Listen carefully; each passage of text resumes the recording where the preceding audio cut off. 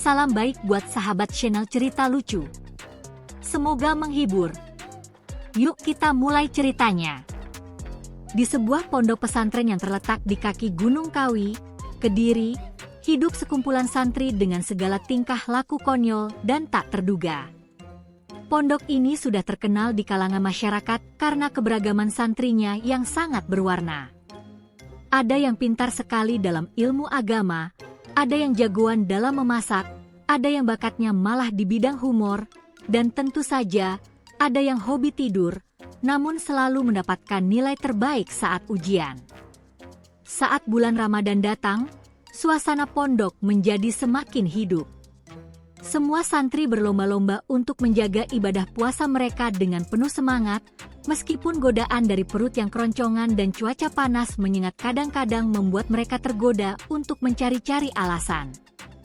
Tapi yang paling penting, bulan Ramadan di pondok pesantren itu selalu diisi dengan kegiatan buka bersama yang sangat meriah.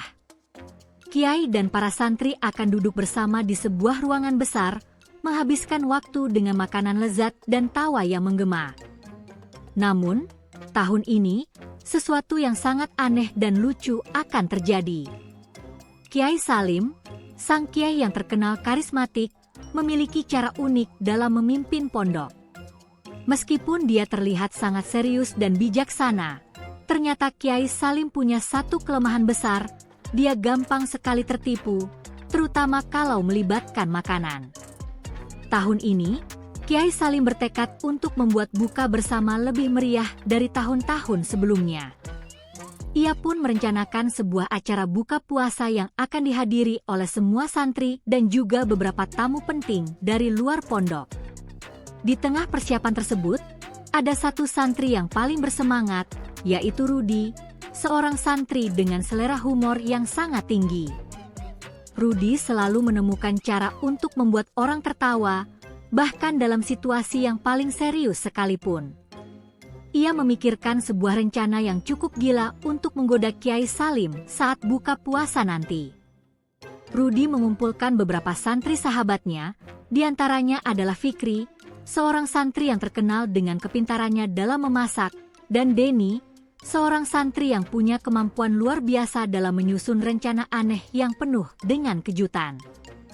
Rudi pun berkata, "Gimana kalau kita bikin Kiai Salim tertipu waktu buka puasa nanti? Aku punya ide gokil, pokoknya Kiai Salim bakal ngakak." Fikri dan Denny mendengarkan ide Rudi dengan seksama. Rudi melanjutkan, "Jadi gini, kita bikin makanan yang kelihatannya biasa aja, tapi sebenarnya isinya itu yang bikin Kiai Salim ketipu. Kita bikin makanan yang bisa mengelabui indera pengecap Kiai Salim. Misalnya, kita bikin kolak, tapi isinya bukan kolak. Pokoknya, dia pasti enggak nyangka deh." Semua santri yang hadir dalam rapat kecil tersebut pun setuju dengan ide tersebut. Mereka mulai mempersiapkan bahan-bahan yang diperlukan.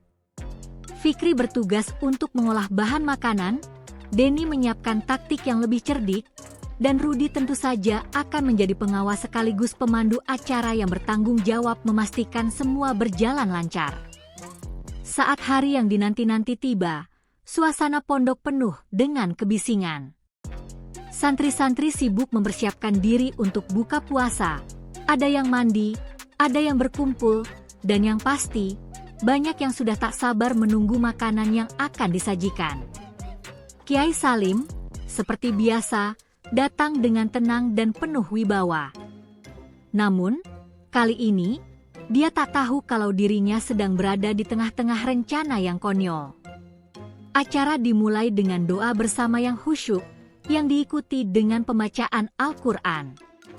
Semua santri duduk dengan rapi, menunggu dengan sabar hingga waktu berbuka tiba. Kiai Salim yang terlihat serius, sesekali memandang ke arah meja tempat makanan disiapkan. Di sana, sudah ada berbagai macam hidangan yang menggoda selera, kolak pisang, kurma, air zam-zam, dan tentu saja, banyak hidangan lain yang tampaknya biasa saja, tetapi ada sesuatu yang sangat istimewa. Begitu azan maghrib berkumandang, semua santri langsung mengambil tempat di meja makan. Suasana berubah menjadi penuh keceriaan.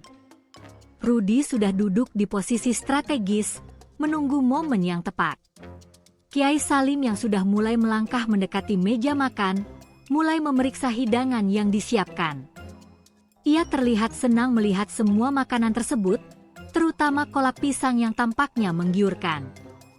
"Ini pasti kolak buatan Fikri," kata Kiai Salim sambil tersenyum. "Rasanya pasti lezat." Fikri yang mendengar pujian Kiai Salim hanya tersenyum lebar. Namun, senyum itu ternyata bukan tanpa alasan. Di balik kolak yang tampaknya biasa tersebut, Fikri sudah menyiapkan kejutan.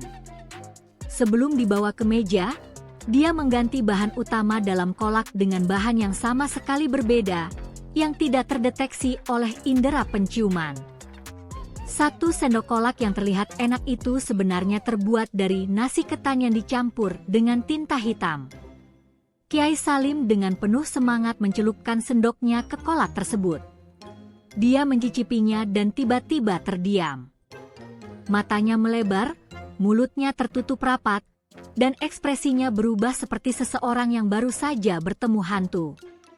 Semua santri di meja makan, termasuk Rudi, Fikri, dan Denny, menahan tawa sambil mengamati Kiai Salim yang mencoba menyembunyikan ekspresinya yang konyol. Kiai Salim menatap sendoknya dan berkata, "Ini, kolak apa ini? Kok rasanya aneh sekali?" Rudi yang sudah tidak bisa menahan tawa akhirnya meledak. "Kiai, itu kolak ketan hitam, bukan kolak pisang." Seketika seluruh ruangan pecah dengan tawa. Kiai Salim yang sempat bingung, akhirnya ikut tertawa. "Aduh, ternyata saya tertipu juga, ya. Ternyata ini bukan kolak, tapi ketan hitam."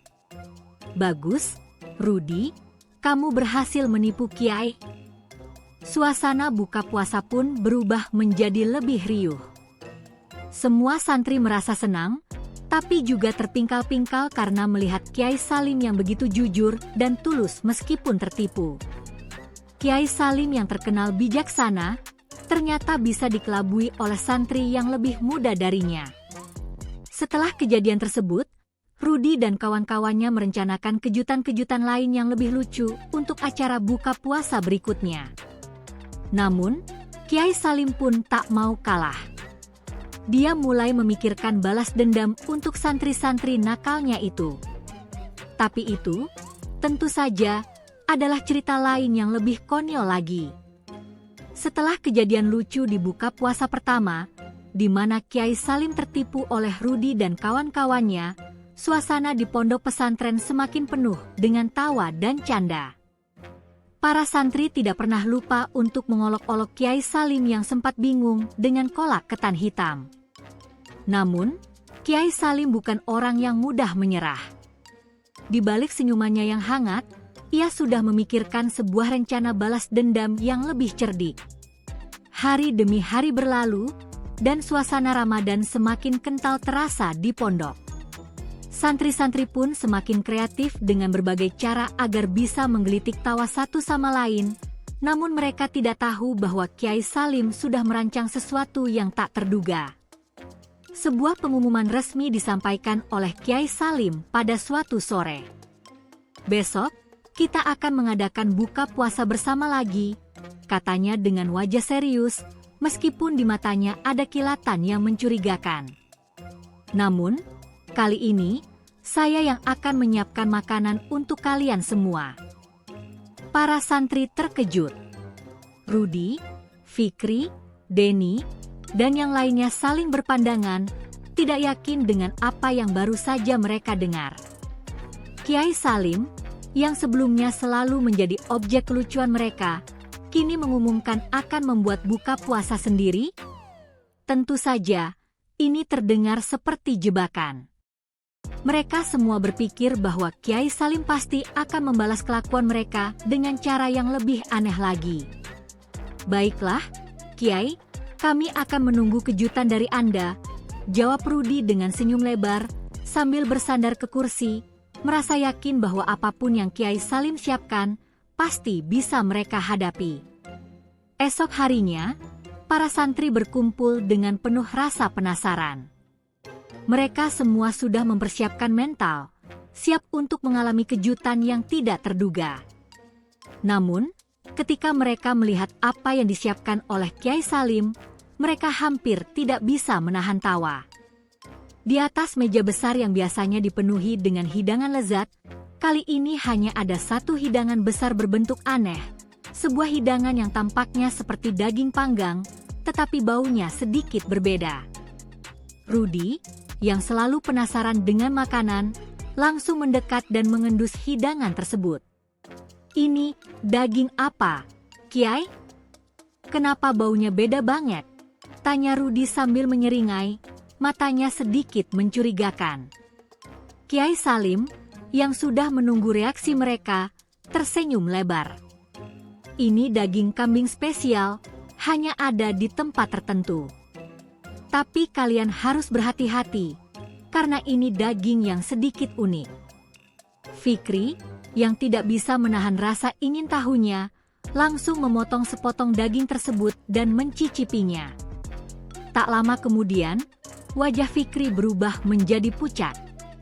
"Kiai, ini bukan daging kambing, kan? Rasanya ini kayak daging kayu," serunya, mencoba menahan tawa. Semua santri langsung terdiam, dan mereka semua berusaha untuk tidak tertawa. Ternyata, Kiai Salim dengan cerdik telah mengganti daging kambing itu dengan daging dari akar pohon yang dimasak dengan bumbu rempah yang mirip dengan daging kambing. Akar pohon yang digunakan sudah diproses sedemikian rupa sehingga tampak seperti daging yang sebenarnya. Kiai Salim ternyata benar-benar mempersiapkan kejutan yang lebih gila dari yang mereka bayangkan. Rudy, yang sudah hampir menangis menahan tawa, tidak bisa lagi menahan dirinya. "Kiai, ini daging pohon, bukan kambing," teriaknya sambil tertawa terbahak-bahak. Kiai Salim hanya tersenyum tenang. "Jadi, ini yang kalian rasakan saat tertipu, ya? Rasanya tidak sesuai dengan harapan, bukan?" Para santri tidak bisa lagi menahan tawa mereka. Mereka tertawa terpingkal-pingkal melihat kejutan yang diberikan oleh Kiai Salim. Bahkan Denny, yang biasanya sangat serius, juga tertawa terbahak-bahak. "Kiai, Anda benar-benar luar biasa. Kami tak menyangka Anda akan membalas kami dengan cara seperti ini," katanya sambil memegang perutnya karena terlalu banyak tertawa. Namun, Kiai Salim tidak hanya berhenti sampai di situ. Ia sudah menyiapkan satu lagi kejutan. "Kalian tahu," kata Kiai Salim dengan nada penuh wibawa, "sekarang saatnya kita menilai siapa yang sebenarnya lebih jago dalam menyiapkan makanan." Kiai Salim melanjutkan, "Saya akan memberi kalian tantangan. Setiap santri yang bisa menyiapkan makanan yang bisa menipu saya, akan mendapat hadiah istimewa dari saya." Dengan semangat yang kembali membara, Rudy, Fikri, Denny, dan santri lainnya mulai bergegas ke dapur. Mereka bertekad untuk membuat makanan yang akan mengecoh Kiai Salim. "Kita akan balik mengalahkan Kiai, Fikri. Kali ini kita harus bikin makanan yang lebih jitu," kata Rudy dengan percaya diri.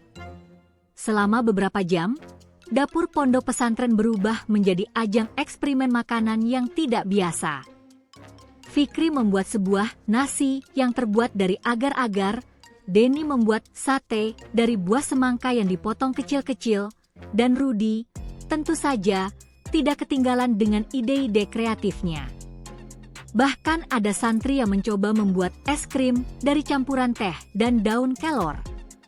Akhirnya, setelah waktu yang ditentukan habis, seluruh santri kembali ke ruang makan, membawa hasil karya mereka yang unik. Kiai Salim duduk di kursinya, dengan ekspresi serius, siap untuk menilai apa yang mereka buat.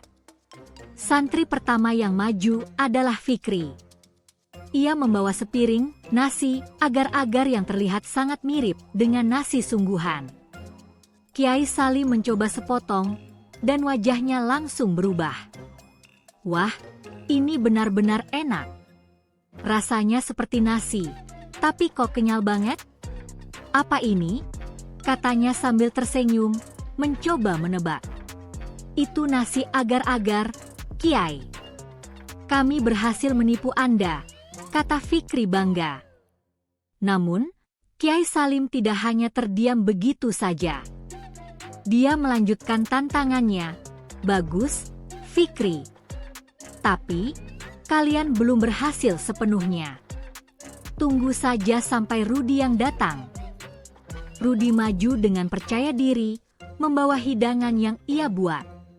Itu adalah sate dari semangka. Kiai Salim mencicipinya dan terkikik. Sate semangka? Ini luar biasa. Rasanya manis, tetapi kenapa rasanya bisa seolah-olah seperti daging? Kalian memang kreatif. Ketika semuanya selesai, Kiai Salim mengumumkan pemenangnya. Semuanya berhasil menipu saya, tapi siapa yang benar-benar jago? Tentu saja, kalian semua. Kalian sudah membuat buka puasa ini menjadi lebih berwarna dan penuh tawa. Akhirnya, mereka semua duduk bersama, menikmati makanan yang telah disiapkan, yang meskipun aneh, tetap membawa kebahagiaan dan tawa. Suasana penuh kegembiraan, dan semua santri sadar bahwa selain ibadah, Ramadan juga adalah waktu untuk saling menghargai dan membuat kenangan indah. Meskipun mereka selalu saling mengerjai, pada akhirnya mereka tahu bahwa kebersamaan itulah yang paling penting. Dan begitulah, Rudi dan kawan-kawan akhirnya tahu bahwa dalam perang candaan, Kiai Salim ternyata adalah seorang master yang tak bisa dipermainkan begitu saja. Namun, dengan kebijaksanaan dan keceriaan, mereka semua belajar untuk menikmati setiap momen di bulan yang penuh berkah ini.